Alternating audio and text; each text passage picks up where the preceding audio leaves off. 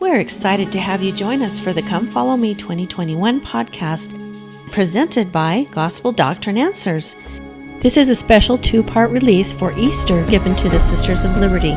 Where are we in the Book of Mormon timeline? Part 2. Easter. I am he who liveth, I am he who is slain.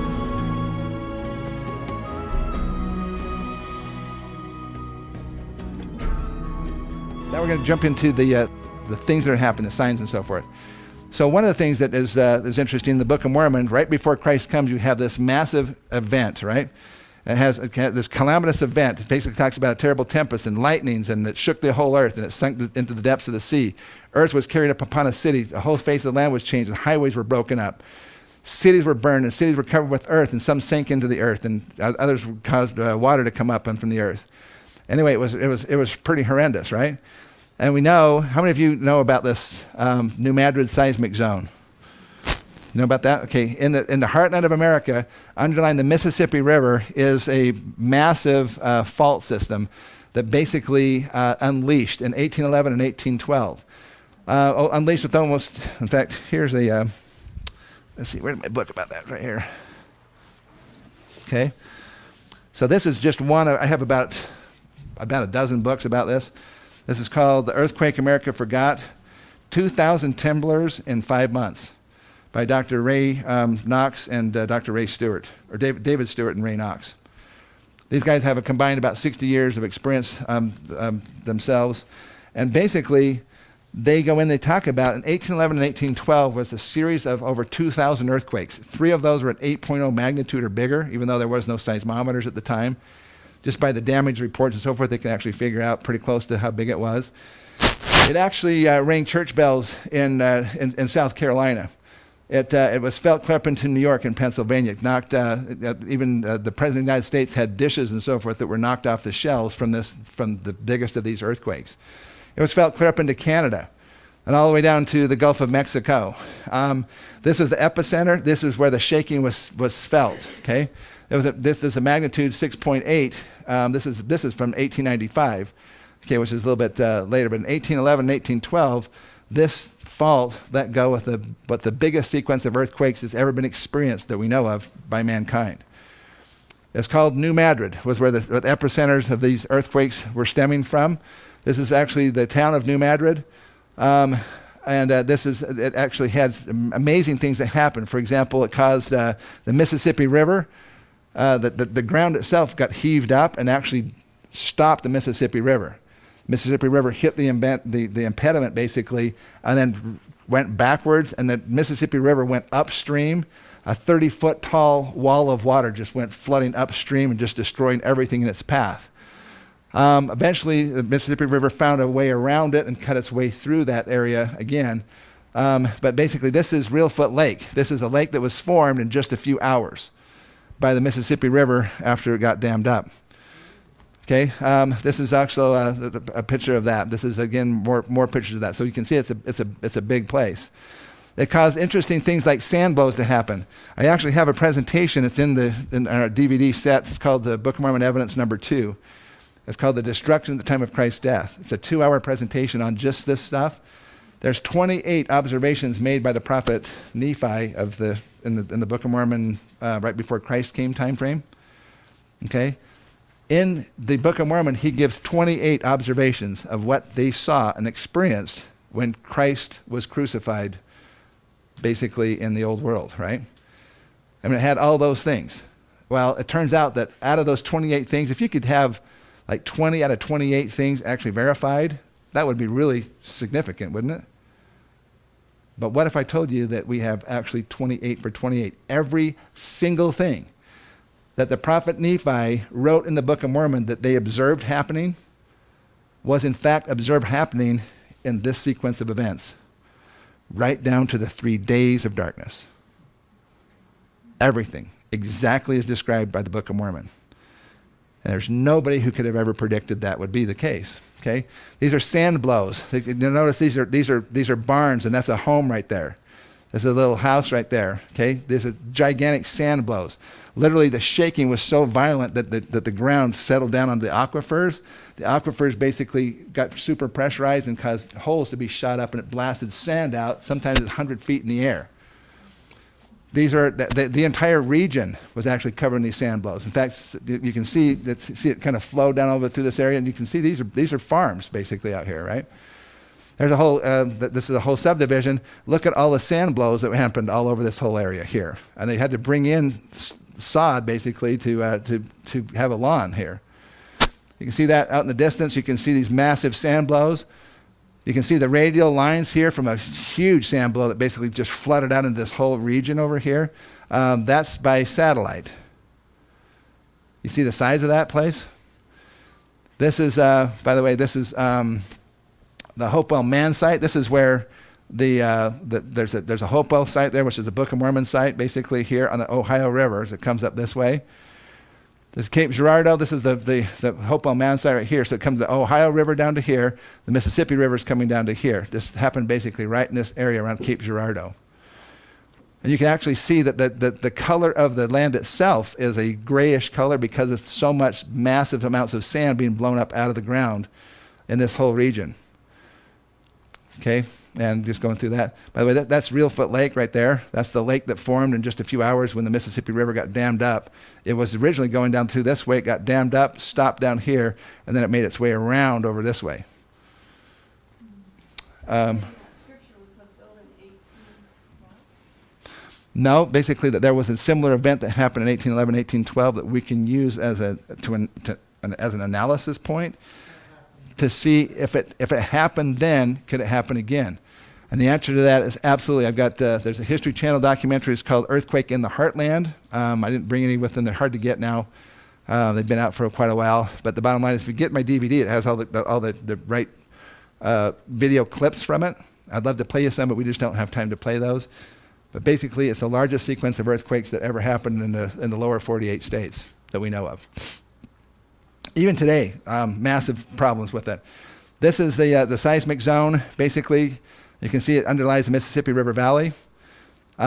This is a lady by the name of Martisha Tuttle. She's a paleoseismologist with USGS. She has found direct evidence that there was a similar event as the one that happened in 1811 and 1812. Guess when? March. 300 AD plus or minus 200 years. If you minus 200 years, that's 100 AD. When did the events of the Book of Mormon happen? 34 AD.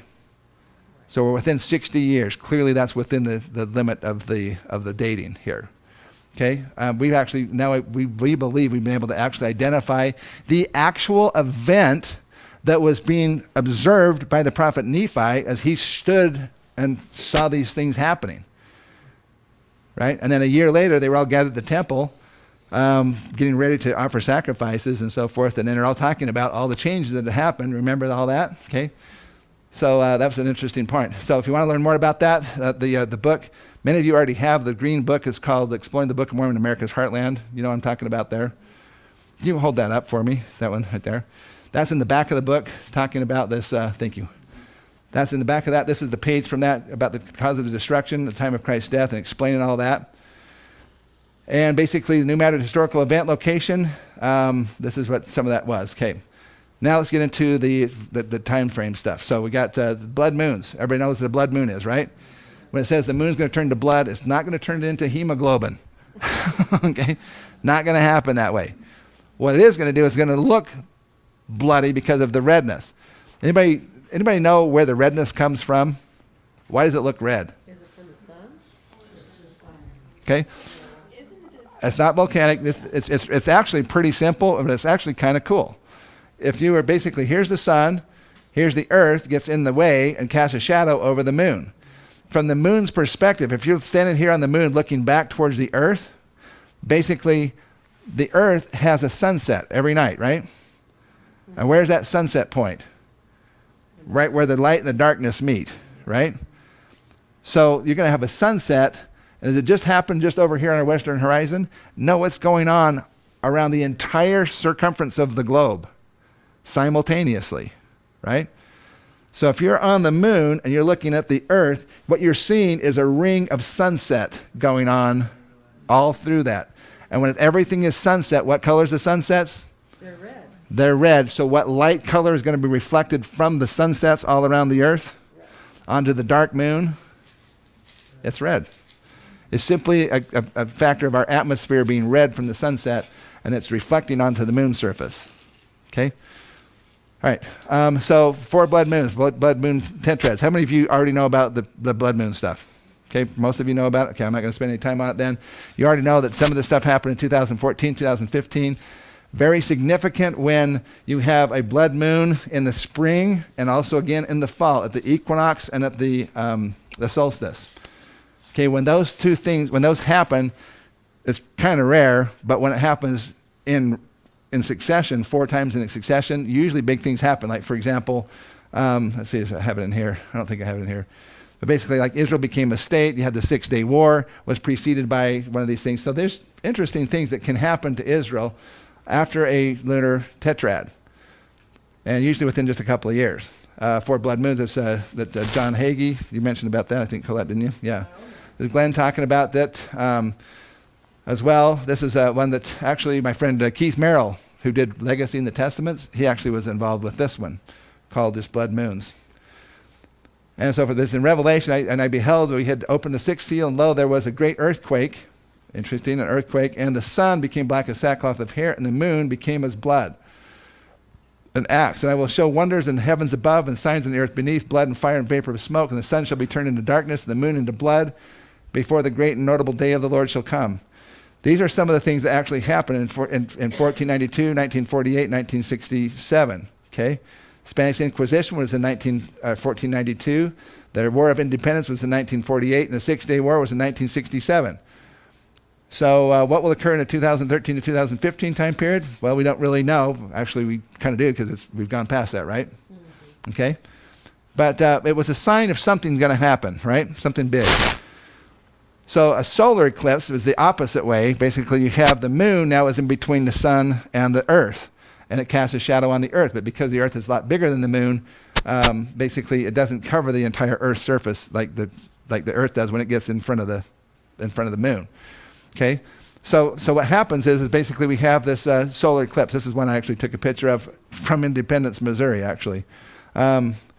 But we all know about the August 21st, 2017 solar eclipse. It went from Salem, basically up here, basically crossed a path across the United States from sea to shining sea, across the middle section of the United States. This is kind of what it looks like from a darkness standpoint. This is where complete darkness would be right across this area. Then some percentage of darkness becoming less and less percentage until you get out to here. But you basically see this is going right across the United States. This is another image of it, but I want you to point out right here. This is St. Louis. There's Kansas City right here. Okay, this is blown up on Kansas City. It goes right over the top of an area. What is just north of Kansas City up there? Anybody been back east and seen the church history sites? You know what's up there? Adamandayaman's right there. So this goes directly over the top of Adamandayaman at that point in time. Now this is what it would have looked like basically from if you were standing on the moon looking back at the earth as with the sun behind you basically, and there's the shadow of the moon comes right over the top of North America. When this happens, both promised lands are now in simultaneous darkness because Israel on the other side of the earth in at nighttime, and now the United States in the daytime is now like nighttime, right? And so this is what it kind of looks like with the moon's shadow basically over the earth. Now in 2024, and how many years apart are these? 7 years apart. So 2017, 7 years apart. Okay, 2024 is the next total eclipse of the United States, and interestingly, it goes the opposite direction. It basically goes in from Maine, it goes across New York, and all the way down here and goes out through the bottom of Texas. Okay, how many of you already know about this too? Okay, but one thing I want to point out that you probably have never heard before, in fact I would guarantee it pretty much, this is where it's going. So Buffalo, by the way, what's close to Buffalo, New York? Palmyra, yeah, Niagara Falls, but Palmyra and the First Vision, and then it goes right over Ohio, right over the top of where the first temple of this dispensation was built. Then it goes right over here down to the bottom point of Illinois, and then off down through this area. This area right here is right where those earthquakes happen. The 1811, 1812 sequence of earthquakes, okay? Now, this is the total eclipses in 2017 and 2024. And interestingly enough, has everybody ever paid attention to where they cross right here? Actually, it's not Missouri. It's actually the southern tip of Illinois. You take Illinois right here, it's the southern tip, a little bit on the western side of the southern tip of Illinois. Now this is coming down, again, there's Rochester, New York. That's where basically, the Hill Cumorah is at right here. Cleveland, Kirtland is just north of there, a little ways right here. So it's going right over the top of those. You'll have a beautiful view of this eclipse if you're standing on top of the Hill Cumorah when this happens. Yeah. It's going right through the middle of Bountiful. In fact, if our geography is right, basically it's going to go right over the top of Ohio down here. You see Ohio? There's Columbus, Ohio. Okay. Newark, Ohio is just to the north and just a little bit to the east of Columbus. And it's basically in that shadow. Why do I say Newark? Because Newark, Ohio is the greatest temple complex in the history of the earth. Is still there today. 4 square miles in the entire plan of salvation is encoded in those ancient earthworks that date back 2,000 years.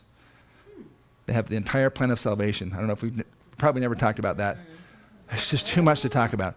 Okay, but the bottom line is that everything from the pre-existence to the veil to the earth to a direct route to a vicarious route that leads to, these are all with sacred symbolism, with circles and squares and octagons, and this is 4 square miles in extent. There is no other religion on this planet that can even begin to explain this massive earthwork that's over, like I said, 4 square miles is how big it is, 2 miles square. Is that the mound builders? That's the mound builders, yes.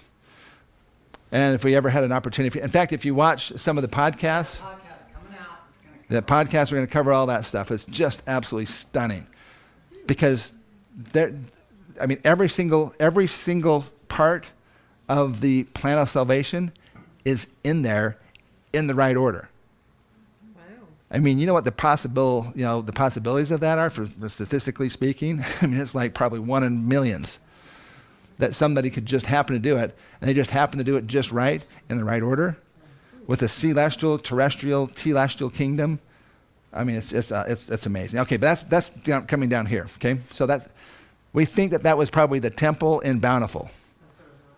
And if it was the temple in Bountiful, then what happened there? Yeah. This is where the two of them actually meet. This little area right here. You see where Cape Girardeau here and Cannondale. Okay, this is the Mississippi River coming down here. The bottom of Illinois kind of looks like a bottom of a tooth. It has like 2 teeth right here. There's Paducah, Kentucky, and then it goes up on the Ohio River over here. So it basically creates, this whole area is surrounded by these rivers that are basically a mile wide, each one of them. So this is a very big defensive thing. If you had rivers surrounding you, you wouldn't have to worry about being attacked, except for on one side right here. In the Book of Mormon, so there's Carbondale. If you take a close look, there's a okay, you can see that the city of Carbondale. You can't see it very well, but there's some water works over here. Oh, there it is. Okay, you see there's kind of a big lake right here, and the X happens just south of that lake. This is Carbondale up here. There's the lake right here. And so the X actually happens about right there, according to NASA.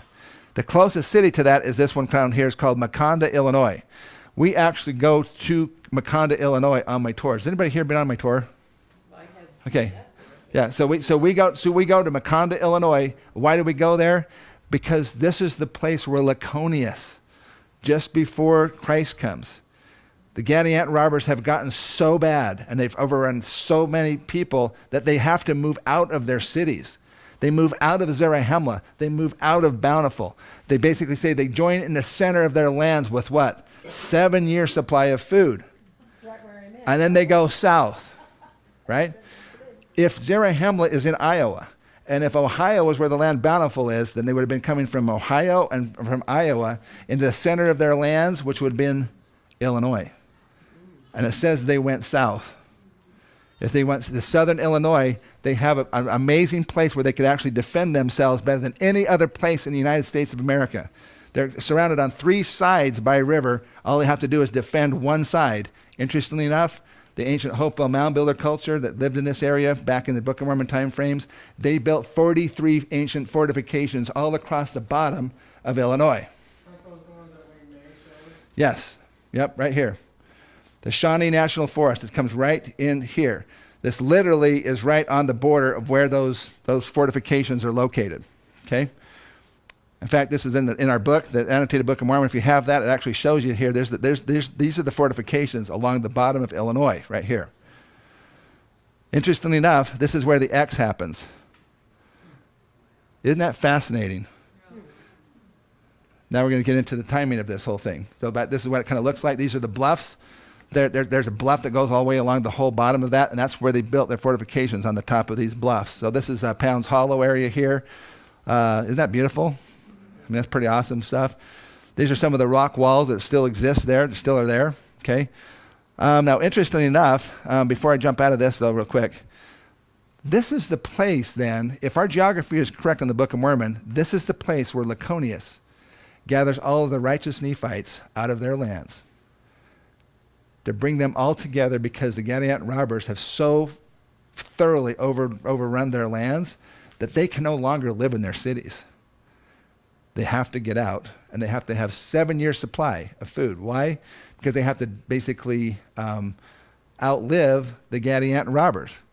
Because the Gadianton robbers, they don't produce anything, just like the mob, right? Just like they don't produce anything. They basically just take, right? Well, eventually you run out of other people's stuff, you know. And so that's what happened to the Gadianton robbers. They couldn't steal from the Nephites anymore because they were in these protected areas, and so they finally just had to leave.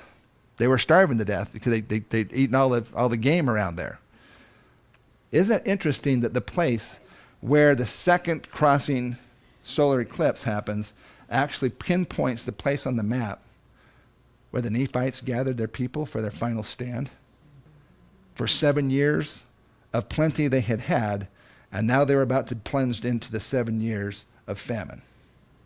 If that is a type and shadow, then maybe the second eclipse will be the sign of the end of the 7 years of plenty. And if you don't have yourself prepared by that point in time, it's too late. The people are gathering, and you cannot continue to get food at that point in time. You'll be dying. I think we've had 7 years of plenty. From the first eclipse until now, we're doing all pretty good, right? This next eclipse is 4 years from now. Do we still have 4 more years to prepare? And my feeling is yes, we do. Now, I'm not a prophet here, okay? If a prophet says something different, go with him, okay? This is speculation, but it's based on some pretty solid things. In fact, what I wanted to tell you was all these books I have sitting up here, these are just some of the books that go to bear on this research that I'm about to share with you, the timeline stuff. Okay, so we need to get through this really quickly, but bottom line is that this isn't just, I've talked to Jody Stoddard. She's really a sweet gal.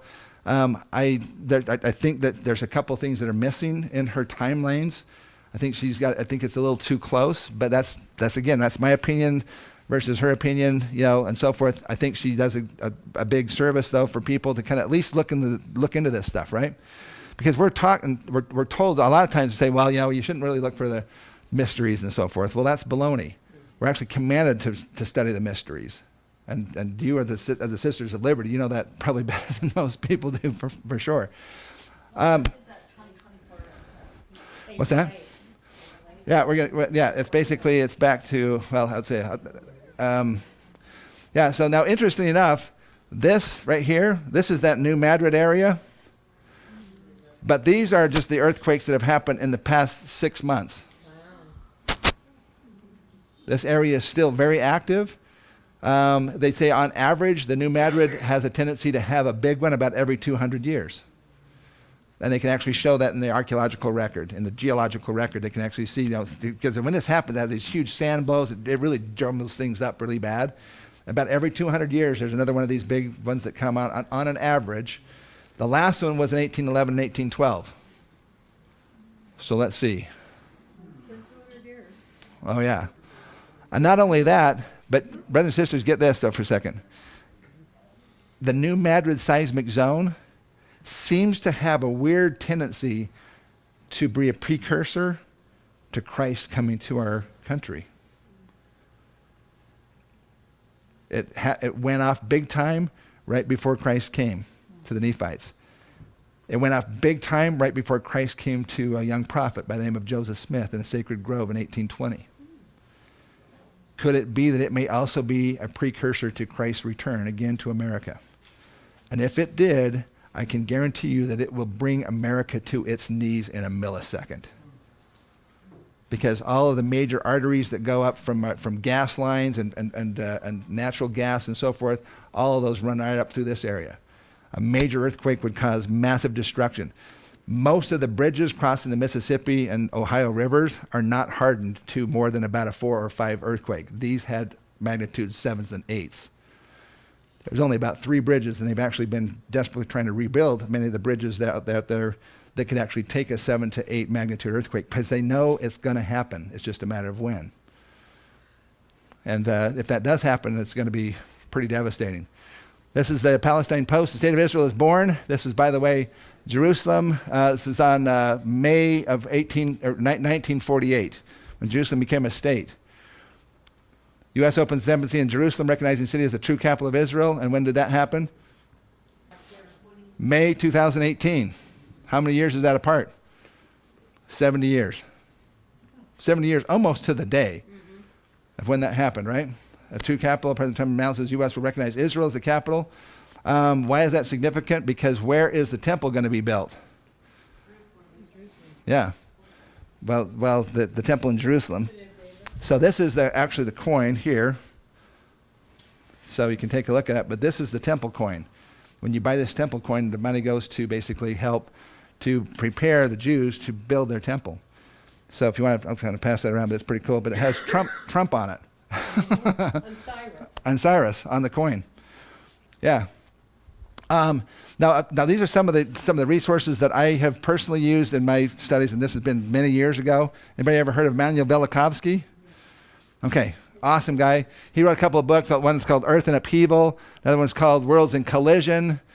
That's the one I read there. And then Ages in Chaos. But this guy was a Russian-born Jew, and he basically turned into a Christian. And he was fighting off guys like Carl Sagan, who was the great atheist. Okay, and he made all kinds of predictions based on what he was seeing in nature, and things that were going on around the world that actually helps to explain a lot of things that happened, like around the time of the Exodus and so forth. Anyway, so he made all kinds of predictions about what science would find in different fields, and virtually all of the things that he was saying they would find have been actually verified. In fact, that's all in this book called Velikovsky Reconsidered. He was attacked mercilessly by the scientific establishment and Carl Sagan, basically tried to get him from being published and everything else. But these books have some awesome stuff in them. This guy's Anthony Larson. He took Velikovsky's books, and he's an LDS guy in California, and he wrote a couple of books called And the Moon Shall Turn to Blood by Anthony Larson, and The Earth Shall Rule To and Fro, Volume 2, and Volume 3 is And There Shall Be a New Heaven and a New Earth. And by using Velikovsky's information and his ideas, he came up with some other ideas and so on. This has been years and years since I read these books, but they're pretty eye-opening about that, okay? And then, how many of you have heard of Ezra's Eagle? Okay, how many of you have not heard of Ezra's Eagle? Okay, just a couple of that, basically. There's a prophecy by Ezra. Ezra was a prophet, basically, that was originally in the Bible. They took him out because they couldn't verify some of the stuff. They didn't have enough verification, I guess, for the Catholic Church. They took him out. But it has some really interesting stuff in it. And Ezra's Eagle's prophecy talks about this eagle. It has 3 heads and 2 wings. The wings basically have these feathers, and they go through and talks about the length of each one of these feathers. And just to make it really short, basically, amazingly enough, they talk about this wing being involved with the last days government, the government of the promised land of the last days, and that these would be the leaders of that government. And so, for example, we have a really super long wing that actually goes out to Franklin Delano Roosevelt. How many terms did he serve? 3, almost 4. I think it was 4, wasn't it? Yeah. So he served the longest time, so his feather's the longest one. Interesting, this is a couple of checks and balances. Number 5 here, that was John F. Kennedy. course, he was assassinated, right? And then number 7 here is Richard Nixon, and he actually resigned. Or get impeached. He was about to be it, so he resigned before he could impeach him. So anyway, and then all the other ones are pretty much the same, pretty similar right here, all the way up to President Barack Obama. Okay, but on the other side of the eagle, then are several short feathers, 4 short feathers, and 2 of them they're not even connected. If the prophecies are holding, basically, then the short feather here, number 1, would be President Donald Trump. But his feather is a short feather, which means that his presidency would be cut short somehow. I think that's what the speculation is basically about that. That his would be obviously he served out pretty much almost his full first term. Maybe it's the second term, or maybe He loses? he gets killed, because the other people didn't lose necessarily; they just lost the election, right? But their feathers are normal size. This is when their presidency is somehow cut short. Okay. At least that's as I understand it. Okay. So what's that? This one here? Yeah. Okay. It's actually in the book and so forth. You can actually get this online right here. Okay. But basically, so then Mike Pence would then take over for President Trump. Interestingly enough, each feather gets progressively shorter and shorter. Not a lot shorter, but enough that you can actually tell that they're a little bit shorter. And amazingly enough, in the Book of Mormon, as if you take the time frame right before Christ comes, if you take a look at their political leaders, and you go back about 6 leaders, okay, each one of them has their presidency cut short, assassinated, their brother kills them, and so forth. And each one is just progressively just a little bit shorter, a little bit shorter, a little bit shorter, right up until Christ comes. Okay. So we're probably looking at severe instability when you basically realize that the leader of a nation, we've never had really a leader get shot until, except for John Kennedy, for a long, long time. Most of us have not been alive long enough to have had that happen. Bottom line, it appears as if it's possible that President Trump would be basically killed. It has to do with the 3 heads in the middle. Basically, the 3 heads in the middle are the actual governing structure, and basically, that's one of the things about President Trump. If you take a look at the main thing here, all of these are full on the wing here. This is kind of an injured wing, because from Trump on out this way, they're not really believing in these heads. In other words, they're not part of the deal. They're outsiders, which makes this wing not as strong as the other side with all the people who were insiders. Or at least some of them were, okay? Again, we don't have time to get into details. I'm just saying that my personal feeling is, brothers and sisters, if you have an opportunity to pray, which you do morning, noon, and night, you need to be praying for our country. And I personally pray for Donald Trump. I personally also pray for Glenn Beck, because I know that he has life threats on him almost continuously. He's got a pretty good entourage of people around him that keeps him safe. But there's a lot of people who hate these people. And so anybody know where this is? This is Bosnia. You ever seen Bosnia before? This is Bosnia before the Bosnian War. Okay? This is a little bit what it looked like afterwards. This is what happens when you go against superpowers and basically, and nobody really focuses on what's going on here. The reason why I bring this up is because another thing that I'm going to bring into the last part of our discussion here, which is the actual signs that are going into all this stuff, right? I want you to know that it's more than just the scriptures, although the scriptures have to take precedence. Basically, it has to be scriptural, it doesn't work, right?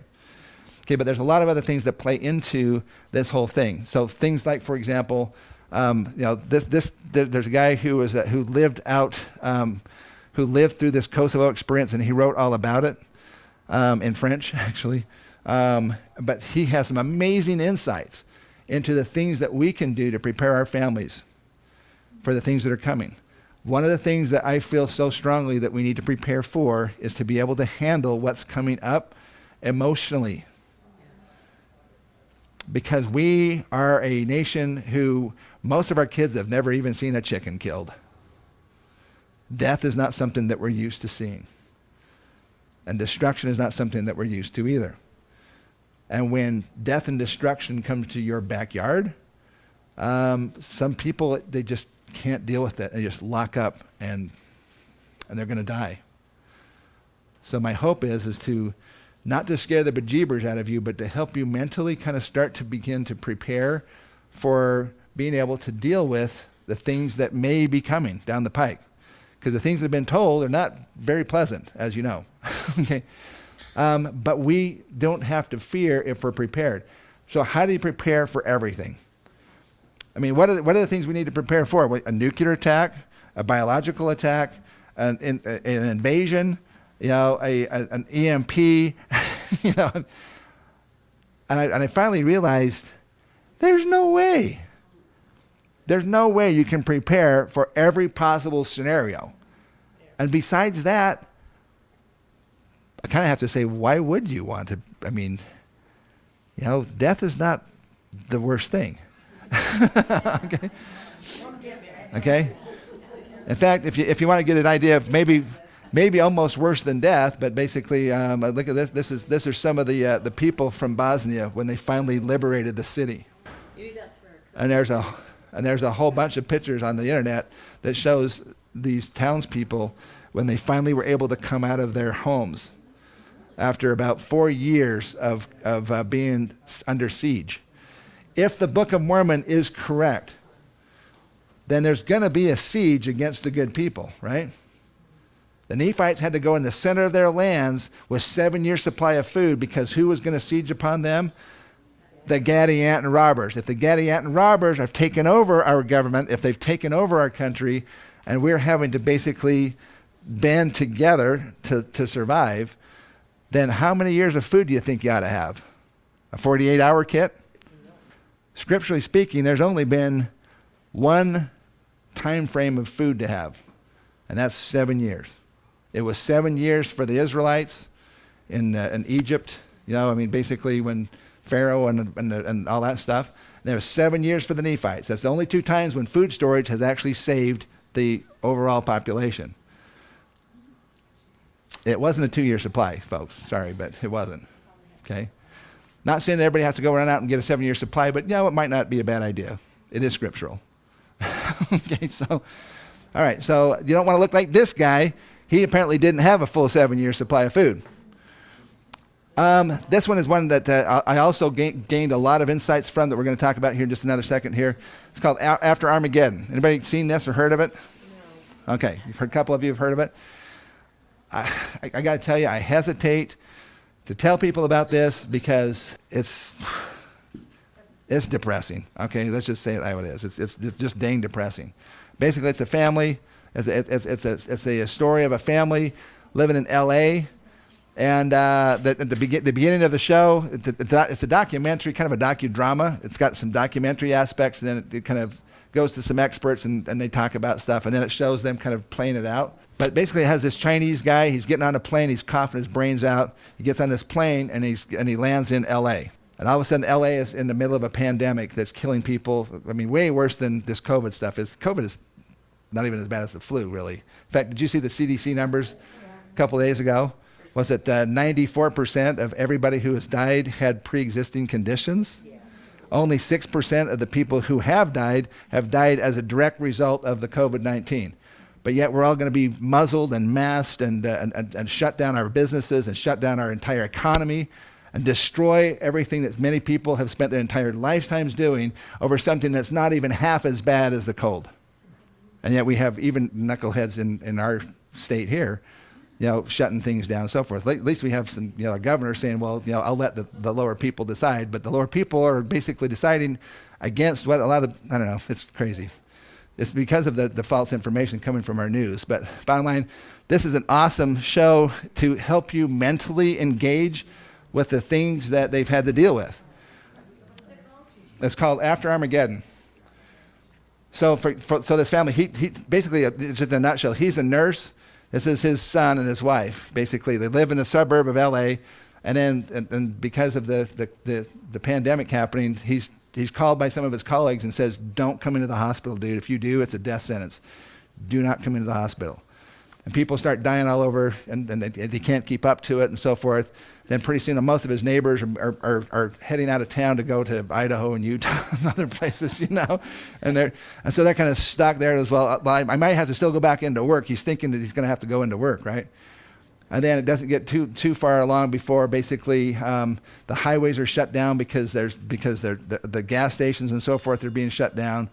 There's no food. He goes out to go find some food for them one night. And he comes back. He says, "Oh my gosh, they've broken into the store. There's nothing left. It's empty." And he's like, "Well, we do have some top ramen and some other stuff here, So they're like eating that, and then pretty soon their water goes off. I said, "Oh, well now what?" They're already having to bury their poop in the backyard because there's no water basically happening. And then they're still hunkering down thinking, okay, this is going to be better. And of course on the radio, they're saying they're getting updates every day saying, yeah, this part and this part, we're trying to get power back on or whatever. And then all of a sudden the power goes out to them. And they spend their first couple of nights with no power, and the stuff in their fridge is now starting to stink. And they're like, well, what are we going to do? And then pretty soon there's roving gangs going through their neighborhood. And the dad actually says, oh my gosh, grab a bunch of your stuff and throw it out on the front lawn. He's going, what? We're not going to throw our stuff on the front lawn. He said, do it right now. You get the stuff out and throw it on the front lawn. Because there's roving gangs. He said, we got to make our house look like it's already been looted, or they're going to come into our house and find us in here. So just things like that you don't even think about, just really kind of cool to actually think, wow, that was pretty smart. But anyway, but they end up finding a way to get out of town. They get out. They said, okay, if we can just find a small little farm town, we're all healthy. We can work. We can just help them out, whatever. And they finally get out to this point, and they come around a bend, and there's a roadblock, and the townspeople basically are out there with their guns are saying, where are you going? Well, we need some food. My wife and my son are starving here. Can you just help us out with something? He said, you know what? You just better turn around and head back to where you came from, because you're not welcome here. So he's like, okay, so now what? Anyway, so bottom line is that he goes, kind of shows kind of the humanity of the situation too, because as they leave to go back, there's a guy on the side of the road. He's been beat up and so forth, and they stop, and they have only 3 bottles of water left for the 3 of them. And he basically says, you know what, I'm a nurse. If I had some stuff, I could probably help you, but I've got nothing. All I can offer you is water. And his wife is going, why are you offering our last water bottle? Kind of thing. And he said, well, you know what, we're all going to die anyway. I'm just going to help this guy. So he goes back, gives the guy a drink of water. They spend the night in the desert, basically. He kills a snake, and the son won't eat it. I'm not eating no stinking snake. Yes, you will eat this snake. Kind of thing, They get into altercation because it's, just the stress levels are just off the charts. And then long story short is basically the next morning they get up and some other cars come. Another truck comes down and they stop and they hide behind a berm because they see people in the back with guns. And they get out and they punch a hole in the car that they had just a little bit of gas left in it. They punch a hole in the gas tank and empty all the gas out, because gas is now king. Because nobody's making gas, so if you have gas, that's huge, right? So they empty their tank out, so now they're really stuck. And they're walking along, they're just thinking, you know what, we're just going to die. And all of a sudden this truck comes flying up past them and stops, and it's the guy he gave the water to the day before. He says, I live in that town. I went out to go do something, and I got jumped and beat up. He says, I'm heading back into that town because you saved my life. He said, you jump in this truck with me, and I'll get you back into town. And so they did. They went in, they let him in, and now they're living in this little farming community. It's really just awesome. So it's called After Armageddon. This is what it showed, like on the freeway, basically. When they were trying to get out of town, they couldn't get off in the freeways. They found an aqueduct, basically, and they followed an aqueduct up out of L.A. area. Pretty cool. Dreams and Visions, The Last Days, Roger Young. It's another one, Visions of Glory. Some of you may have heard of him, right? Okay. Tom is a personal friend of mine and has some awesome stuff. He actually talks about the New Madrid earthquake that he saw. Oh, yeah? Okay, so I'm telling you, the New Madrid is going to be a part of this. It's going to play a part of what we're going to see in the future. Okay. I don't know if you've seen this or not. Have you ever heard of this? It's called drone weaponry. Anybody heard of that? I mentioned those other things before about nuclear and biological and all this kind of stuff. But I really think that this is probably the most likely scenario that we might see as we plunge deeper and deeper into anarchy and chaos in our nation. I think if the Democrats win the election, we're going to be plunged into chaos. If Donald Trump wins the election, we're going to be plunged into chaos. Because on one hand, they're not going to accept that Donald Trump would win. If he did win, they're not going to accept that, and they're going to continue with the riots. If Joe Biden wins, then the rioters will basically have carte blanche to do whatever they want to, because they know that they're not going to be attacked for it. So either way, I think it's going to get worse. Okay? I think, though, that citizens of the United States are, in fact, rising up. If you saw that what happened in Portland the other day, 600 cars and trucks, basically, with flags and everything went down through the middle of Portland. And then, of course, they responded with killing one of the supporters of that organization. That's like civil war. It is getting to be like a civil war. In the Book of Mormon, if we think that we're going to avoid a civil war, then we don't know the Book of Mormon. Because that's all about, especially that end part. If we're not willing to stand for our freedoms, then they will be taken away. Yeah. And Moroni, basically, the time for being, not engaged and so forth, is quickly coming to an end. You're going to have to make a choice, which side you're going to be on. If you're going to be on one of the sides, those sides are going to need to have help. I mean, they are divided our country to the point where we're divided in every kind of which way, from male versus female to gay versus straight to black versus white to all these different possible ways. Yeah. I probably should play this one because this one is it's kind of intense, but it's a pretty interesting deal. It's a video. You can actually. Hopefully the audio's on. Precision strikes last year. We're super proud of it. It allows you to separate the bad guys from the good. It's a big deal. But we have something much bigger.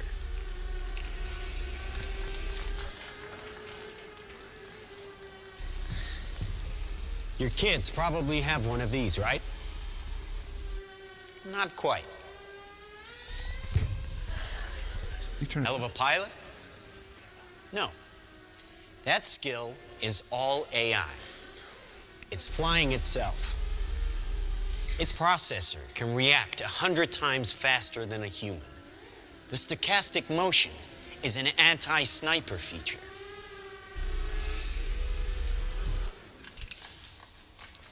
Just like any mobile device these days, it has cameras and sensors, and just like your phones and social media apps, it does facial recognition. Inside here is 3 grams of shaped explosive. This is how it works.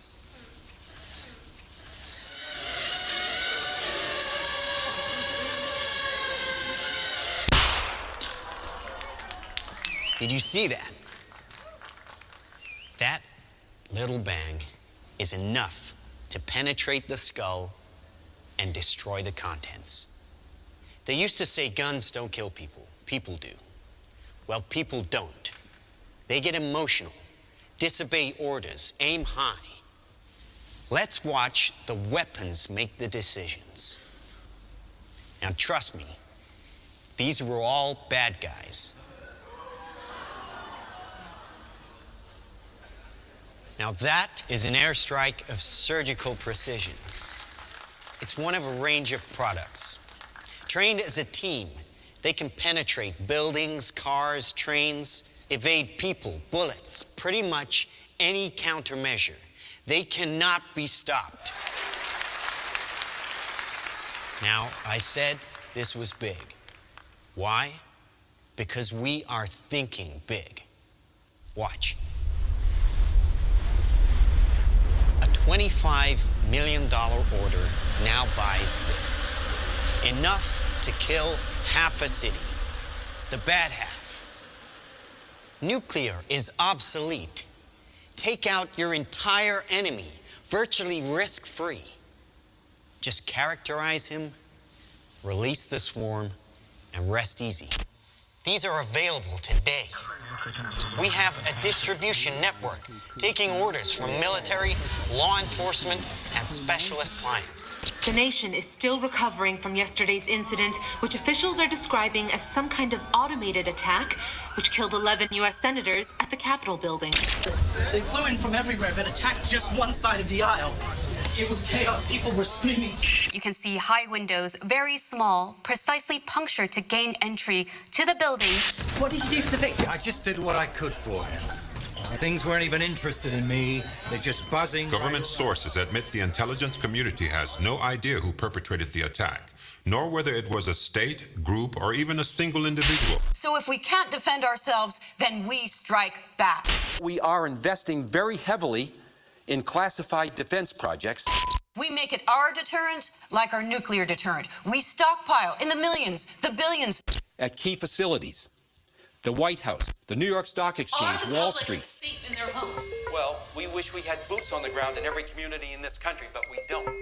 So our instructions Ollie? and our suggestions are to stay in touch with Ollie, hi. Hi, Ollie, honey. How's Edinburgh today? How are all your studies going, huh? Good. Great. Oh, great. Hey, aren't we doing a video call today? I'm kind of with people, so. Oh, well, come on, Oliver, put her on. Oh no, it's not like that. Wait. Oh, well, listen, I see some photos here with somebody, and I can see lots of likes, and what's that all about? Oh, wait a minute here, and on your Mom, she's on the spy stuff in the military. What is this video right here? Oh, no, I'm not going to click on Oh, that. it's just this human rights thing about oppression or whatever. Honey, you're not going into politics, are you? I mean, no protest march. Safe here, just like you said it would be. Heavy traffic approaching the A720 this morning due to police. Police are not saying this morning what prompted the alert. Claim relaxing firearm legislation would be useless against the so-called slaughter bots. Is to stay away from crowds. When indoors, keep windows covered with shutters. Protect your family. Stay inside.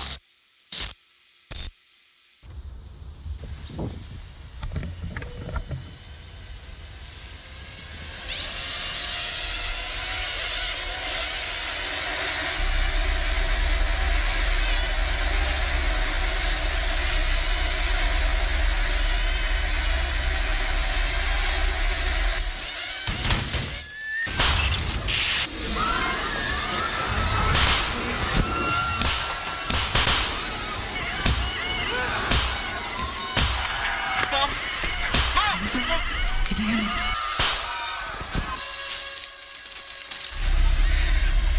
Oliver, can you hear me? Listen to me. I can hear it, Mom. It's close. Authorities are still struggling to make sense of an attack on university campuses worldwide, which targeted some students and not others.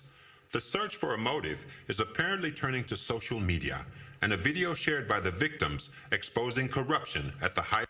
But it's far from surprising. The weapons took away the expense, danger, and risk of waging war. And now we can't afford to challenge anyone, really. It's not even the smallest fringe group or a crank. Who could have done this? Anyone. Dumb weapons drop where you point them. Smart weapons consume data.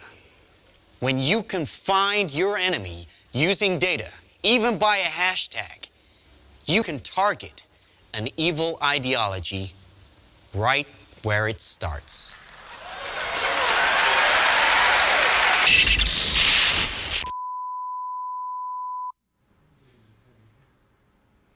Yikes.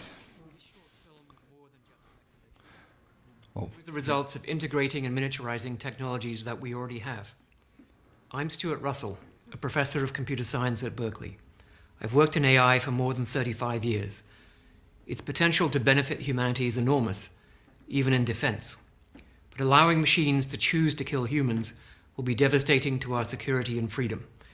Thousands of my fellow researchers agree. We have an opportunity to prevent the future you just saw, but the window to act is closing fast. Whoa. That's a little bit hard to stomach, isn't it? Holy smokes. Okay, so basically the point here is that there are technologies that we don't even realize that are out there. They're not talking about it, but they're definitely there. As far as some of these kind of things, the point basically is that so now that everybody is like, oh my gosh, this is the little picture there. Let's just talk about a few of the other signs that we have seen recently, and then we're going to be done. Okay, so did you feel the earthquakes this morning? It was the announcement there in Salt Lake, with a 5.7 magnitude rock Salt Lake City, right? Basically in this general area right here. Okay, and within about an hour of the earthquake, I had people sending me pictures of the top of the temple. I was like, whoa, that's amazing. Where's the horn? And it turned out that the horn was actually sitting down here in the little crotch of that thing there. But so that led me to instantly I was thinking, okay, so what kind of a sign could this be? Is this a sign of some sort? Because that's just really bizarre, right? So, well, first off, we understand. So I called Amberly and I called up the Pickerings and some other people who are kind of symbology experts. I said, okay, so what do you think? I said, well, what do you think? I said, well, I think it's a pretty big deal. Okay. And Amberly Nelson said, I think it's one of the biggest, probably, she didn't say the biggest, she said, I think it's one of the scariest signs I've ever seen in my life so far. And I said, okay. She said, well, what do you think? I said, well, basically, why is there a Moroni on the top of the temple in the first place? It's because Joseph Smith saw in vision the first two temples of this dispensation, the Kirtland and Nauvoo temple, and both of them had a Moroni flying through the midst of heaven, blowing a horn, indicating what? That the gospel is going to go out to every nation, kindred, tongue, and people. So the Book of Mormon was going to go out, right? So that was the sign, basically, that they were doing here. And of course, you can see it here on the Kirtland Temple, and then also this is on our book here. This is the actual one that they use there, Nauvoo Metal Angel. Okay, and it's also on the top of the Nauvoo. Was on the top of the Nauvoo Temple originally. Now they have the standard one like the one you see there. This is the one there. Okay, and interestingly enough, so I was thinking about that and was going, of all the temples, I mean, the Ochre Mountain Temple was a lot closer to the epicenter of the earthquake than the Salt Lake Temple was, and the South Jordan Temple is not that much further away. The Draper Temple is right there too, but the only temple that sustained any damage was the Salt Lake Temple, and the only real damage that it was sustained was Moroni dropped the horn. I mean, there's something really about that. I realized, this is powerful, because this is not just any temple, right? This is the iconic structure of the church. This is the place where the Holy of Holies is located. This is where the brethren meet every week, right? So this is a big, big deal. And so I thought, then I talked to Amberly. She said, well, the thing about the horn is important too. I said, well, okay, tell me more. She says, well, you have the Feast of Trumpets. What is the Feast of Trumpets? It's in the fall of the year. After they have their harvest, after they have their crops have grown, and they harvest all of their stuff, and they bring in the final harvest. Then they have a big feast, and at the end of the feast, they basically have, everybody gets up and they basically blow their shofars. They do a big shofar blow. Now that's interesting. They do several staccato notes on the shofar. They go do do do do do kind of thing, and then they take as big and deep a breath as they can, and it wah, it's as loud and as long as they can possibly hold it until they just and they're spent, right? But when that horn stops, that's the beginning, basically. They got 10 days till Yom Kippur, which is the judgment. So you have 10 days to get yourself right before God, or else the judgment's going to happen. Okay? So this is from Joel 1. It says, I love this. It says, sanctify ye a fast, call a solemn assembly, gather the elders of all the inhabitants of the land into the house of the Lord your God, and cry unto the Lord. Alas, for the day of the Lord is at hand, and destruction from the Almighty shall it come. Interestingly, in the Book of Mormon, or it actually tells us in our scriptures that it says, upon my house shall it begin, and from my house shall it go forth, right? What is it that they're talking about? They're talking about a cleansing that's going to happen, right? This is, blow the trumpet in Zion, sanctify a fast, a solemn assembly, gather the people, and so forth. Let the priests, ministers weep. Okay, anyway, so enough about that. Verily I say unto you, darkness covereth the earth, gross darkness the minds of the people, and all flesh has become corrupt before my face. And upon my house shall it begin, and from my house shall it go forth, saith the Lord. It's in section 112. This is the covenant of the Lord. This is Wilford Woodruff. He talked about this as well. It says, when the missionaries lay up your wheat and other provisions against the day of need, for the day will come when they will be wanted, and no mistake about it. Thing to feed them and ourselves when famine comes. So he says, the missionaries of the church will be called home, and the Lord will preach his own sermons to the people. Our elders from far and near will be called home. Come home, I will now preach my own sermons as a preface to the sermon that will be preached with fire and sword, tempest, earthquake, and rain, thunder, and lightnings, and fearful destruction. So as I started getting this information and so forth from Amberly and others, I realized that could it be that this was actually a sign that if the trumpet was the sign that the gospel was going out to all the nations of the earth, then could it be that the dropping of the trumpet would be the cessation of that? And so that happened, the earthquake happened on a Wednesday. Wednesday afternoon, I wrote an article, had Ryan, my personal assistant, he put it up on Thursday morning. And in the article, I said, it looks to me like this is a sign that the mandate to take the gospel to every nation, kindred, tongue, and people is basically at an end. Now, I had a little bit of background information on that. As I understand it from a good friend of mine, this is, and he actually verified it, but I believe it was Elder Ballard had gone back to California in like November or October sometime last year to a single adult conference.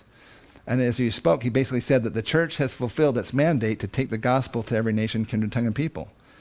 I was thinking, well, how could that possibly be? I mean, we're not in India, really. We're not really in China. I mean, we've got lots of places we still need to get to.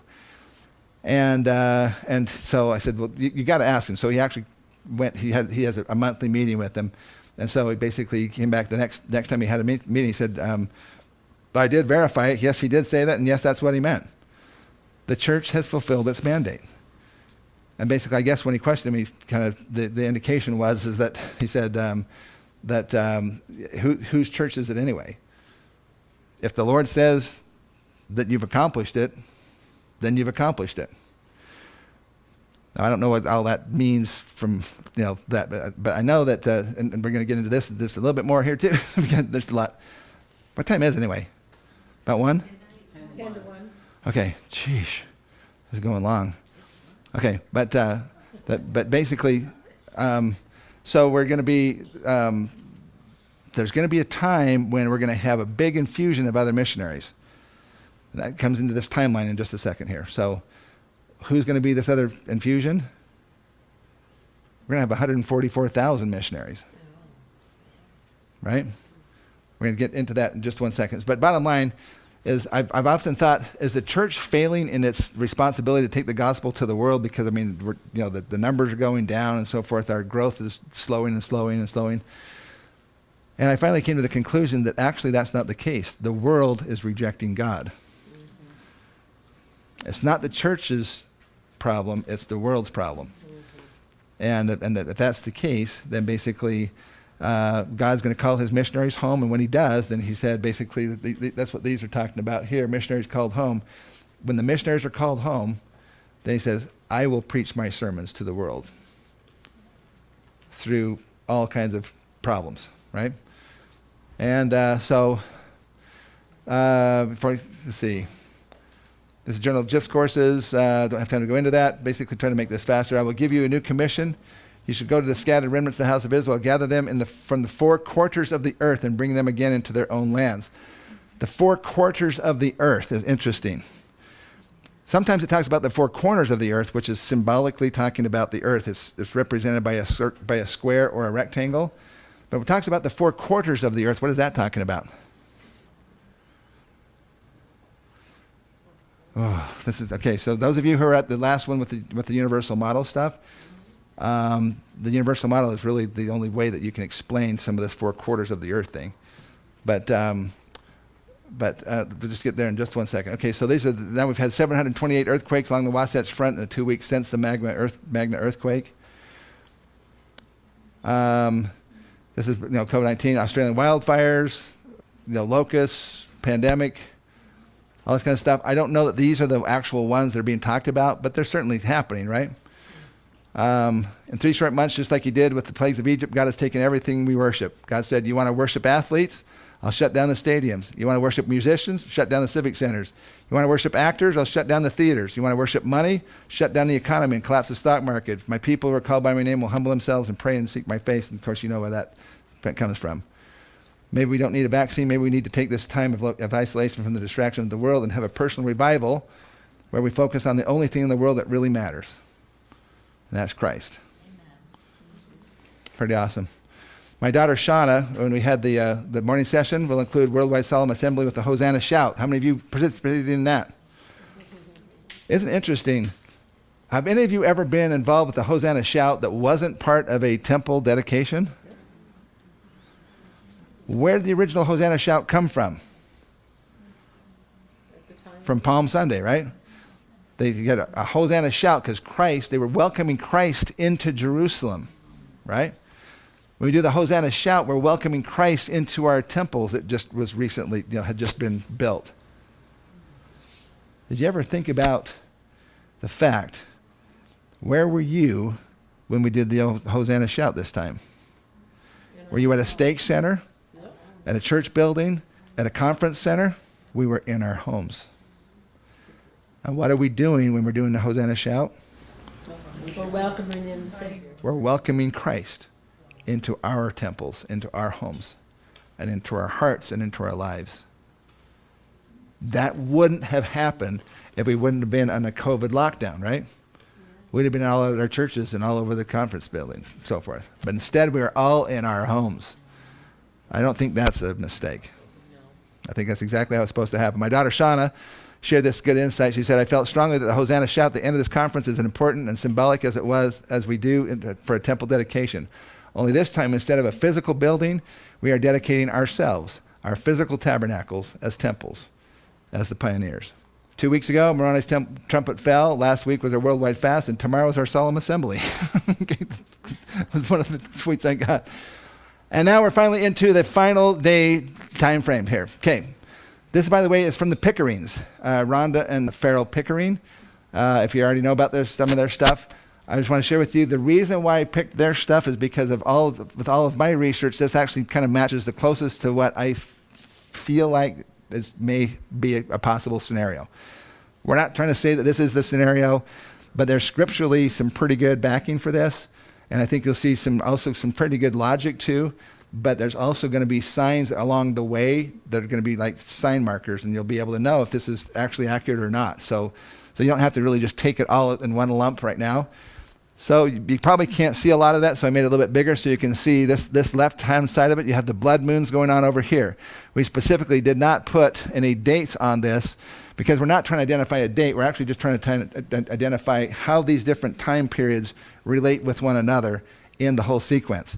You have to understand that there's an overall sequence, and that is basically there has to be 3 cleansing, 3 woes are talked about, right? What are the 3 cleansings? The first that has to be cleansed is what? We just talked about it. From my house. So what's going to be cleansed first? The church. Okay. What's the second thing going to be cleansed? The Gentile nations. What's the third thing that's going to be cleansed? It's the Jews. Okay. Those are the 3 primary cleansings, as I understand them, that we're going to be going through and that we're going to need to look at. So basically, if we have the blood moons, that's basically heralding that something big is coming up, right? Then we have, they have another complete solar eclipse, basically, that was in 2017. They have the blood moon over Jerusalem on July of 2018. And then you basically have 7 years going on before you have the second eclipse happening, the one in 2024. So these are year figures here, basically, right? Okay? So there's going to be signs in the heavens that are happening as well. And the Pickerings can talk to you more about that. But let me just kind of go quickly over this. So this is where the first year basically starts here. We think this could be when the second eclipse happens, the 2024 eclipse, that would begin. So we've had 7 years from 2017 to 2024, that's 7 years. That's 7 years of plenty. We can still get food. We can still buy toilet paper. I mean, is that pretty amazing or what? Okay, so there's 7 years of plenty, basically. And then that's going to be preceded, or not preceded, but it's going to be followed by what? 7 years of not plenty. Okay, 7 years of holy cow. Okay? And that basically is the cleansing of America, the Gentile nation. As America goes, so will the rest of the world. When America goes down, the rest of the world economy will go down with it. Okay? So the bottom line is that you have about the first 3.5 years. I think the persecution within the church by members of the church is probably going to get really, really bad. Already we've had situations just over masks in the church houses. There's actually been some wards that everybody got together for the first time. Some people were wearing masks, some people weren't. The people wearing masks were saying, you know what, you are being inconsiderate. You are not taking into our, whatever, and you need to leave. You need to get out.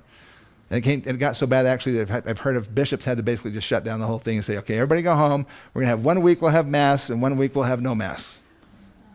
Okay, anybody heard that going on? Yeah, it's been happening. Okay, so bishops have a real weird line to go to. But anyway, so bottom line, I think that just people are going to just get kind of weird for the 3.5 years. Again, we're not trying to focus on the years. We're just trying to say, okay, these are the time frames kind of thing. But basically, you can do the math. If you just go to 2024, it's basically right here. That's the eclipse is basically what I think, and the Pickerings and lots of other people think, that's probably the sign of the beginning of the 7 years of famine. The reason why I think that personally is because that's where the two of them come down together, and that's right where Laconius had his people gathered together to prepare them for what? The 7 year onslaught and siege that's going to be placed against them in the lands of the Book of Mormon. In the center of the lands. Not in the same way as that one is, because they were way over there. We're mostly over here. I can tell you about some of my personal speculations here in just a minute. Let me just kind of get through the timeline part of it here, and then we can just go into some questions and stuff. But basically, so then you got another 3.5 years of basically cleansing of the America.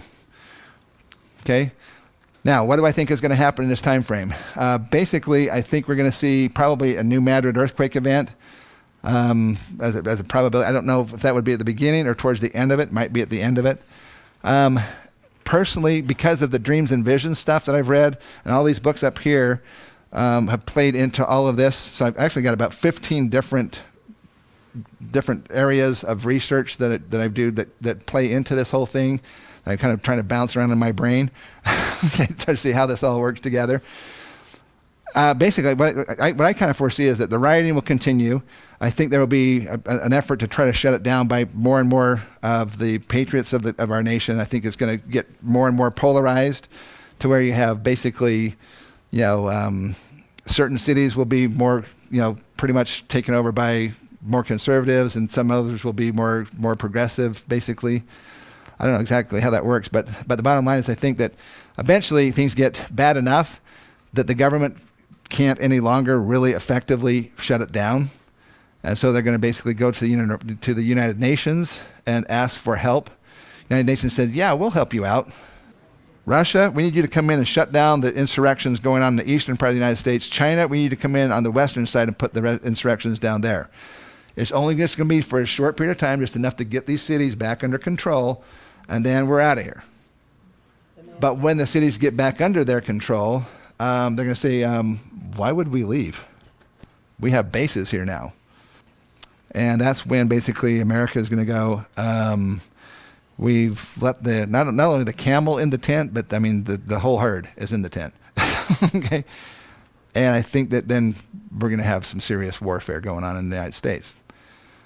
I think that's when the prophecy about they will call for the boys from the mountains.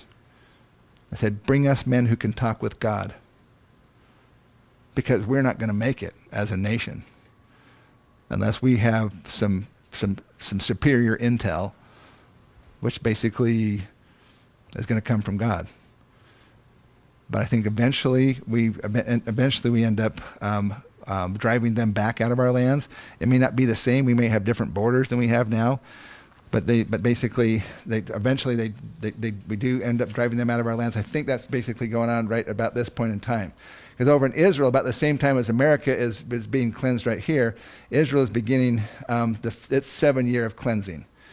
So basically you have 3.5 years. This is what they call the time of tribulation, basically 1,290 days according to Daniel. There's a half hour of silence in there, silence in there as well. It has the rise of the Antichrist, the little horn, that's talked about as well in Daniel. So Israel is now being attacked and so forth, but they're still hanging in there. But the United States basically, I believe that at this point in time, we kind of overcome to some extent the worst of it. And we're basically kind of still standing on our own because Israel has to have one ally for this last part here. And who's that ally going to be? The other promised land called America. The Battle of Armageddon will be between Gog and Magog, right? And the two promised lands. The two promised lands are going to be against the rest of the world. Israel and the United States are going to stand together to fight against every other nation on the earth. And so America is still standing at this point in time. Christ comes the first time at Adam-on-Diam, it's the first fruits basically, as talked about in the laws of Moses. So he comes here about this point in time. Just as America is finishing up its cleansing, basically, you have the 144,000. This is the 10 tribes returning. Now, I don't know if we have time to really go into the 10 tribe stuff. Where did the 10 tribes go? I mentioned that some of them went to Russia, some of them went to Europe, and then some of them went somewhere else. But when they return, big things happen, right? What happens when they return? It says the ice is going to flow down at their presence. It said their own mountain will be cast up in the midst of the great deep. A highway will be cast up in the midst of the great deep, right? These are world, earth scale kinds of events happening. They're going to bring their prophets with them. If there's prophets someplace on the earth today, why don't we know about them? Because maybe they're not on this earth. Just saying. And there's a lot more to that than we have probably time to go into today. But basically, so then you have the 4 angels here, you have the 5th angel here, you have the 6th angel here, and the 7th angel here of Revelation. But this is all talking about this cleansing of the Jews. So at this point in time, the United States is basically still kind of hanging in there. Then you have the Great Tribulation or the Wrath, which is 1,260 days. There's a juxtaposition of 30 days. I'm not sure exactly what that is, but my kind of thought is that if you follow the Jewish calendar system, it's a lunar calendar system, and they have the barley crop, and every so many years they have to add a month onto their calendar to bring it into alignment with the solar calendar system. I think maybe there's one of those leap months that end up showing up in there that causes the difference in the 30 days. And you have the 2 witnesses. These are where the 2 prophets basically are in Jerusalem. They're causing all kinds of havoc with all the other people out there.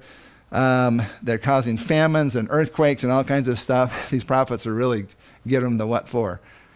And then they finally succeed in killing these 2 prophets, right? In Jerusalem, they lay in the streets for 3.5 days. Then they are resurrected and caught up to heaven. And then the armies of Gog and Magog have now been in a siege against Jerusalem for how long? 7 years. Jerusalem has been under siege now for 7 years, but the worst of the siege has been this last 3.5 years, basically. And so then Christ then ends up coming down. He steps on the Mount of Olives. It splits in half. It opens up the eastern wall, the eastern gate, and all of a sudden the people come out because he basically just wipes out Gog and Magog. Just he says he basically rains down fire from heaven. I don't know, something like that sounds like, because their weapons are burning. Their weapons of war are burning for 7 years after this. And they're burying their dead for 7 months after this. After Christ gets through with Gog and Magog, it's going to be not good to be on the Gog and Magog side of the team. All right, and then basically, so this is the Armageddon. Now this is the abomination of desolation right here, where these 2 basically meet. This is the end of the American judgment and the end of the first 3.5 years of the Israel cleansing. And so this is basically the abomination of desolation is when it ends. This 2,300 days before that, prior to that, there will be a altar, and there will begin the daily sacrifice again in Jerusalem. Okay, does I understand it? So what does that mean? It means they're going to actually start doing live sacrifices on a daily basis in Jerusalem But how are they going to do this? Because Jerusalem is basically, you got the Dome of the Rock, right? And the Muslims aren't going to let them do that. But it turns out that this is the altar that the Jews already have built. This is a crane that has it's on a lowboy trailer, basically.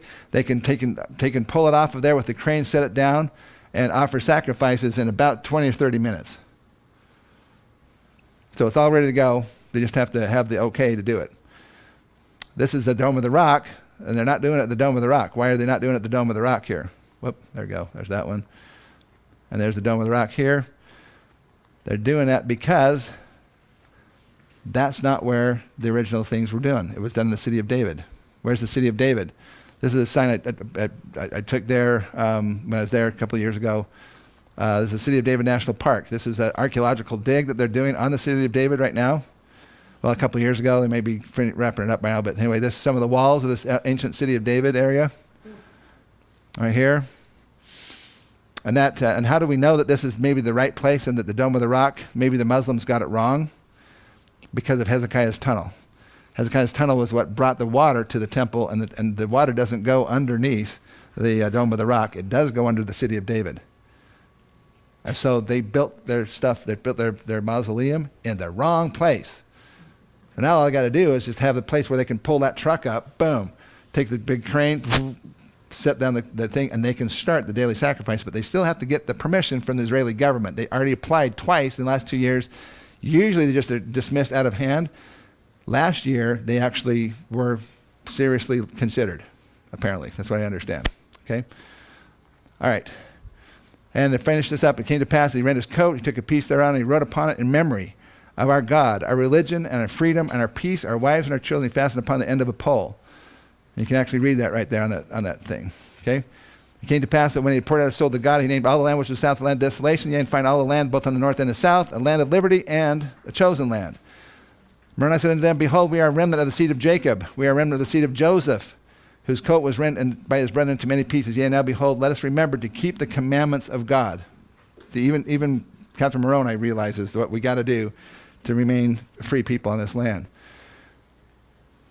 Behold, whosoever shall maintain this title upon the land, let them come forth in the strength of the Lord, and enter into a covenant that they will maintain their rights and their religion, that the Lord God may bless them. There is a national covenant, but brothers and sisters, there's also a personal covenant. So you have to ask yourself, have you made the personal covenant to do this? Maintain our rights and our religion. Behold, this is a choice land. Whatsoever nation shall be possessed of it shall be free from bondage and from captivity and from all other nations under heaven, if they but serve the God of the land, who is Jesus Christ, who hath been manifested by things which we have written. And the final thing, if my people, which are called by my name, who are those people? Who are the people called by his name? Could be Christians. I think it's us. I think it's members of the Church of Jesus Christ of Latter-day Saints. It basically says, if we will humble ourselves and pray and seek his face and turn from our wicked ways, it says, then I will hear from heaven and will forgive their sin and will heal their land. So if God is all you have all you need, right? So so that's basically as far as, if you want to, that's my website and email and so forth, if you want to get that. Just to finish up then real quickly, thank you for your patience. Now, I'm sure you got lots of questions, and I have a lot of things I would like to tell you about. I showed you that stuff about Bosnia and so forth because there was a guy that basically, and he has some really great information to be able to help understand kind of the sequence of events that went. Like at first, when it first started happening, most people didn't believe it. And then finally, it took a certain amount of destruction before people started to realize that this is never coming back. And then all of a sudden, then chaos ensued. And then he said guns and ammo was the number one thing to have. You could trade with it, you could protect yourself, and so forth. He says after a while, though, guns and ammo became less and less important because ammo became more and more rare to find, and a gun's pretty much worthless without ammo. So then it became any kind of commodities you could have, any kind of things. If you had something you could burn, he says, this place gets cold, that we burned everything. He said, you won't believe the kind of stuff that you can burn. when you're really desperate and you're freezing to death. There's one guy he had bought 2 containers of Bic lighters, not containers, but 2 like cases of Bic lighters right before this all broke out. He said that guy never had any problems with food or clothing or shelter or anything. He had anything he wanted anytime because he had a Bic lighter that he could sell. Okay, just little things like that. He said we never went out in the middle of the day because there were snipers outside. So everything we did had to be at night, and we had to basically go and trade with other people, and you got to kind of know which apartment complexes were the good ones and which ones were the bad ones, and we made deals with our people within our complex to basically, look out for each other, kind of thing, because we're all going to be in this together, right? So he was in these big, tall buildings, and basically, so they had secret passwords and so forth to get in or get out, and they started to learn how to do subsistence farming, and that was really hard because they had to do most of the planting and the harvesting at night when they couldn't really see very well and you couldn't really use flashlights, so they just had to hope that they had a strong enough moon and so forth. Anyway, it's really interesting to see how all this kind of played out, but they survived. He was one of those people that survived it, and so he has some really good insights on what kind of things you can do. I've got actually, I can tell you how to get to that, okay? So it's called Words from a Bosnian Survivalist. It's online. Words from a Bosnian Survivalist. It says, I'm from Bosnia. I've talked about how the city was blockaded by the army for a 1 year. Life in the city turned into total crap, he says. Gangs started destroying everything. Hunger and cold. He talks about ammunition, candles, lighters, antibiotics, gasoline, batteries, and food. He said we fought for these things like animals. Said men became monsters. It was disgusting. Strength was in numbers. A man living alone got killed and robbed would be just a matter of time, even if he was armed. So the best thing to do is have lots of good friends and neighbors that you can count on, that you can trust, that they trust you, and you know who they are by sight. There's all kinds of just little things like that he just has some really good information. Because we can't really prepare for everything. There's too many scenarios. Yeah, it was actually translated from French into English. This is in English. So, he says there's no more police. Removed all the doors, the window frames, abandoned houses. We ripped up floors. We burned the furniture, whatever we could get, whatever we could burn, and so forth. He talks about having weapons and so many rounds of each for the ammo and so forth. I'm just afraid that members of the church are going to think that our safety and security is based on our armaments. Brothers and sisters, if you're counting on your guns to save you, you're thinking about it completely wrong. In fact, I've told people before. I said I'm all about gun control. Okay, meaning that you better be able to control your gun. You should be able to hit what you're shooting at. But I say that kind of tongue in cheek because the bottom line is I hope to never have to take someone's life. And if people come to me and they're looking for food. And people talk about the call out. A lot of people talk about this call out and so forth. I think that the call out, my personal feeling is probably going to be more of a personal matter than it is a coming down from the church headquarters matter. The reason why I think that is because I think the church legally would have major issues if all of a sudden they said, okay, everybody leave your homes in the safety of your homes and go up in the mountains where you're not prepared and wait till the first winter storm. And how many people are going to die then and so forth. I mean, I don't see that happen. I think our strength actually here in Utah and in Idaho and some places in Arizona would be actually to stay in our homes with our ward members and our stake members and the people that we know and we can trust. And basically, and then when outsiders come in, like I had a business one time with a soup company, basically High Country Gourmet, and we were doing some taste testing and so forth on food storage stuff in Sacramento, California. I remember as clear as day, there's about 5 guys that came in with cowboy hats and stuff on.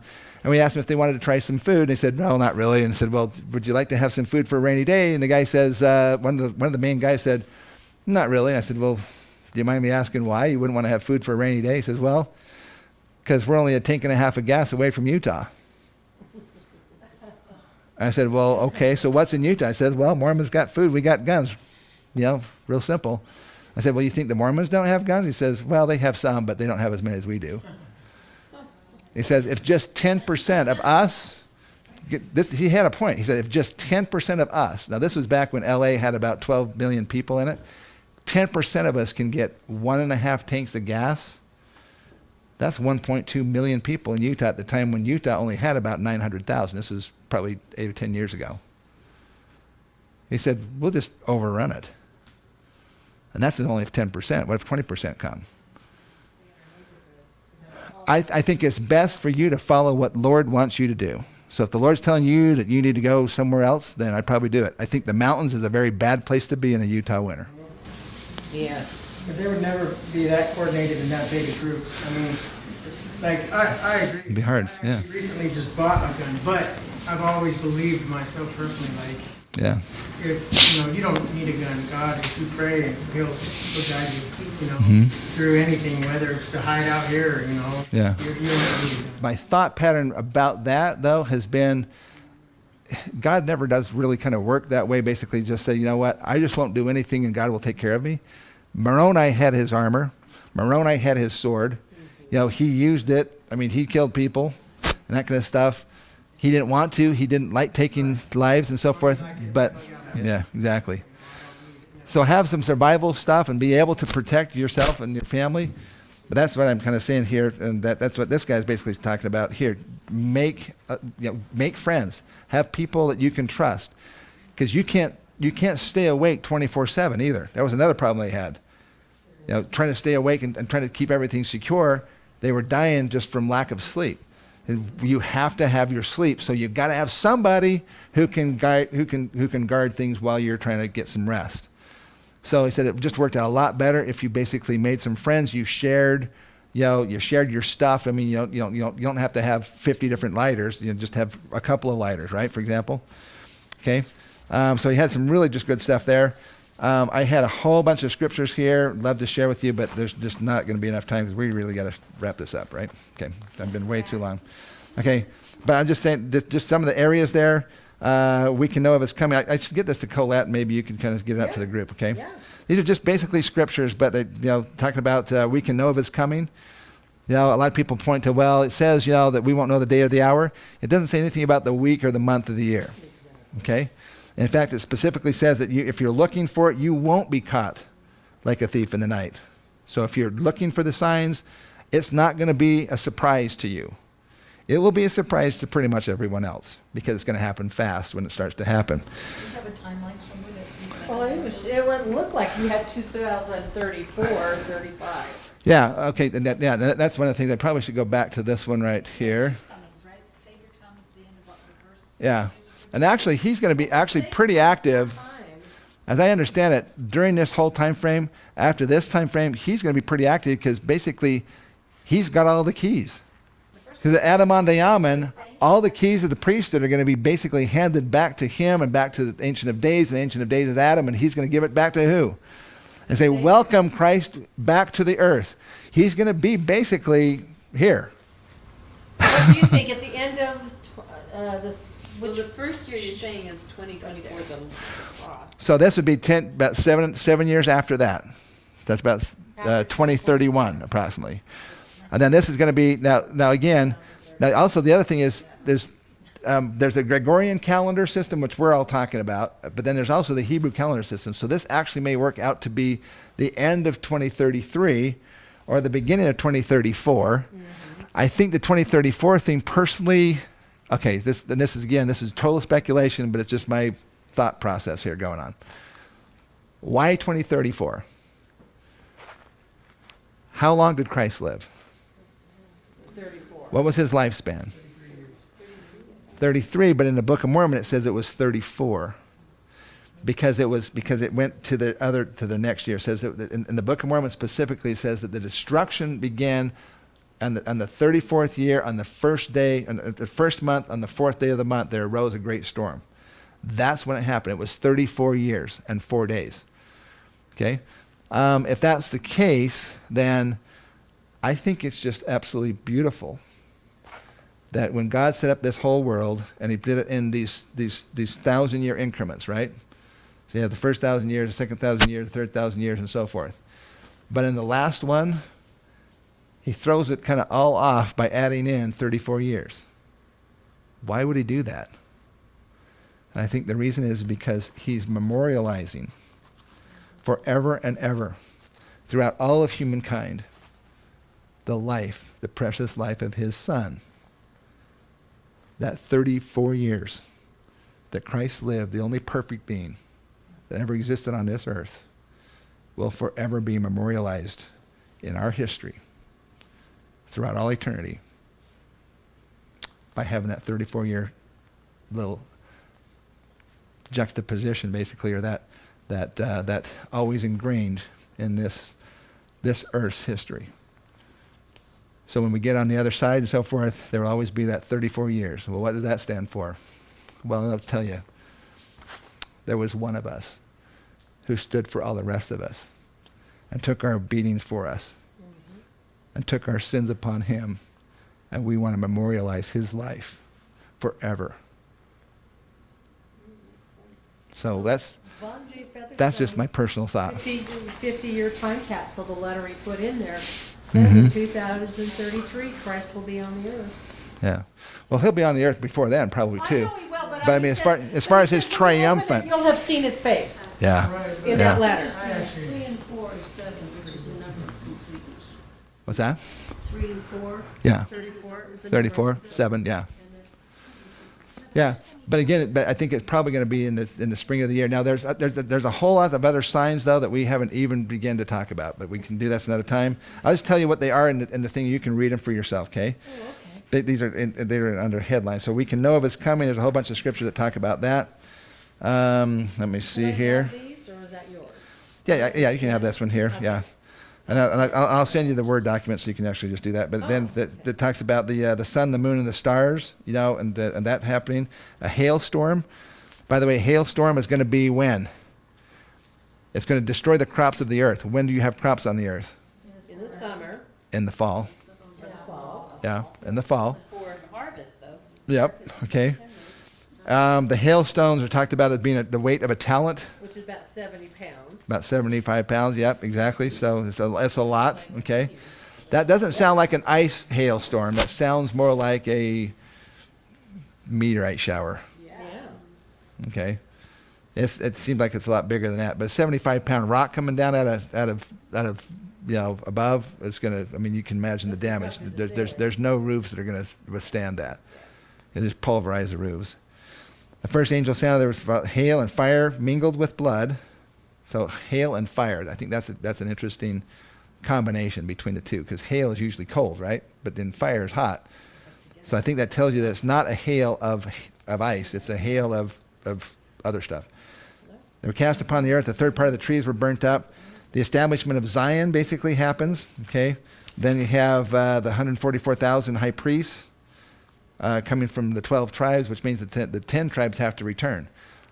Personally, I don't think that they're here on the earth. Personally, I think that there's, okay. They're probably up in Enoch, city of I'm not sure if we should record this part. Yeah, we can record whatever. Okay, it is what it is. Apparently, Orson Pratt made the claim that he heard from Joseph Smith, so this is second and third hand knowledge here, so take it with a grain of salt, that the earth today is approximately 1/4 of its original size. When it talks about the 4 quarters of the earth, it's literally meaning quarters of the earth.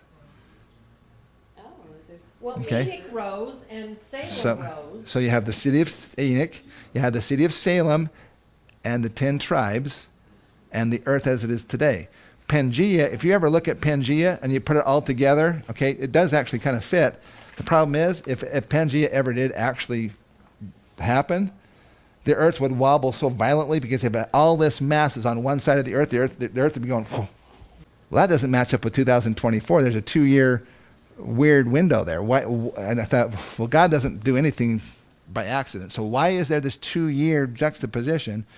And I was concentrating and thinking about that and so forth. And basically, I finally realized, oh my gosh, well, maybe it's because we're talking about 2 different covenants. The covenant on America is a national covenant. That's everything from the 9/11 to the stock market crash. That all deals with the United States of America. But when things happen in the stars, when it happens with the planets and the moons and the blood moons and so forth, that is a global covenant. It's a different covenant, so it's on a different time frame, which explains the juxtaposition of those 2 happening. And so I couldn't figure that out, but then once I realized that the global covenant basically supersedes the national covenant, really, when it comes down to that, then you have then once the national covenant is over, which is basically the sign happens at 2022. So I'm still kind of trying to concentrate, what would be a really good sign that God could use that would cause everybody to know that the swept off the land part is about to happen. I don't know what it is. Yeah. Well, but bottom line is something's going to be a big enough sign that we'll all know it. And I think that the Lord has given us 2 years to kind of realize that this is about to happen. And then 2024 is I really think that that's our cutoff date.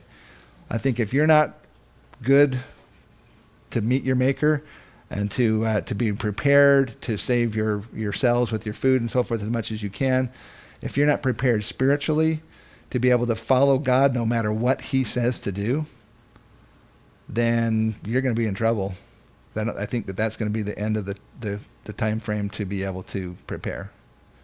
And this goes along with like David Warwick and lots of other people. They've also played a major role in some of this information I've been sharing with you. So you have the 3.5 year periods. Then you have the Christ triumphal return to Jerusalem. Then you have the earth's convulsions. Actually, this period of time right through here is going to be probably some of the most convulsive times ever on the earth.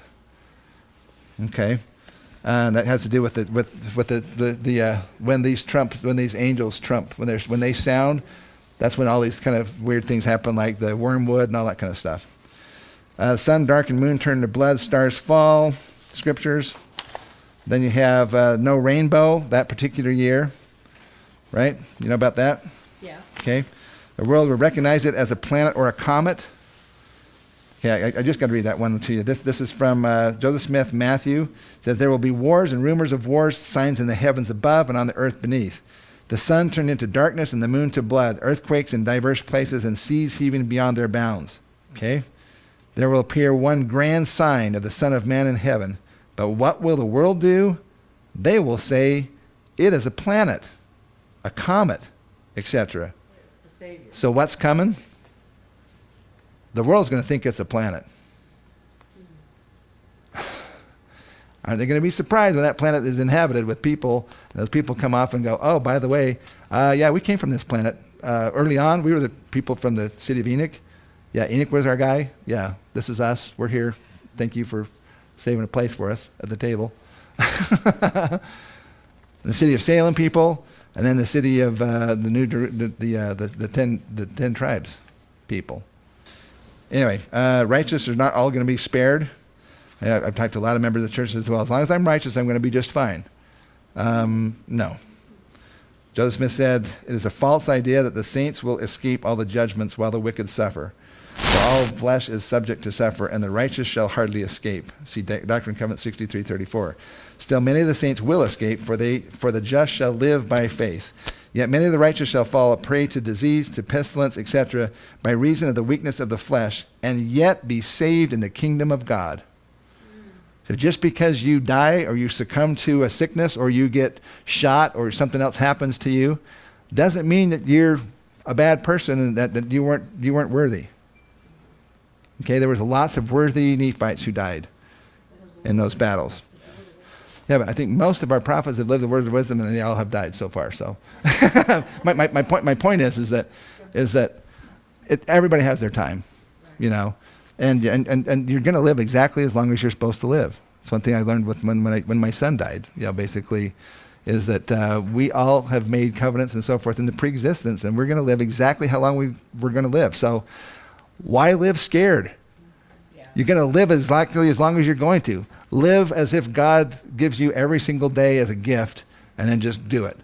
And just go out and serve God. Massive earth-scale events happen. If you're prepared, you will not fear. Let's see, great star in heaven, blah, blah, blah. Okay. This is from Doctrine and Covenants 101, verse 35. And all they who suffer persecution for my name and endure in faith, though they are called to lay down their lives for my sake, yet shall they partake of all this glory. Wherefore fear not, even unto death, for in this world your joy is not full, but in me your joy is full. Therefore care not for the body, neither the life of the body, but care for the soul, for the life of the soul, and seek the face of the Lord always. Then in patience ye may possess your souls, and that ye may have eternal life. That's what it's all about. So don't worry so much about saving yourself. It's not about saving yourself. It's about saving other people. And it's not about saving them physically. It's about saving them spiritually. That's what we need to be focused on. That's what we need to be really working on. And I want to thank you for taking what time is it now? 2 o'clock or something? 1:34. Okay. 1:40. Okay. Well, it's I think it's better than last time. I don't know. We're doing about 2 or 3. I don't know. Whatever. Okay. Well, my recording is almost 4 hours. So. Okay. Thank you. Anyway, thanks for the opportunity.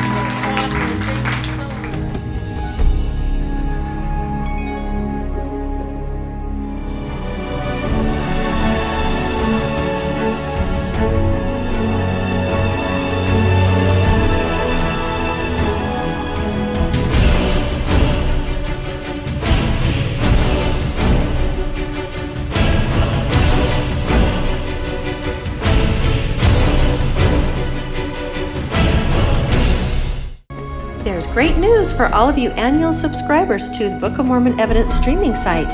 You receive $15 discount on our upcoming virtual conference starting April 9th. And everyone that registers gets a free Hebrew in the Heartland 2-hour bonus presentation by Ron Meldrum.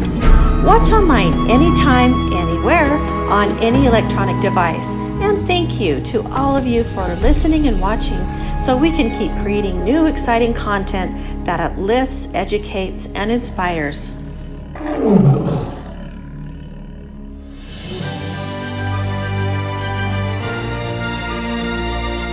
Don't miss the 27th International Book of Mormon Evidence Conference. Virtual tickets on sale at bookofmormonevidencestreaming.com. Viewing begins April 9th. Hi, I'm Rod Meldrum, and I want to welcome you to the 27th International Book of Mormon Evidence Conference, and it's also part of the Firm Foundation Expo.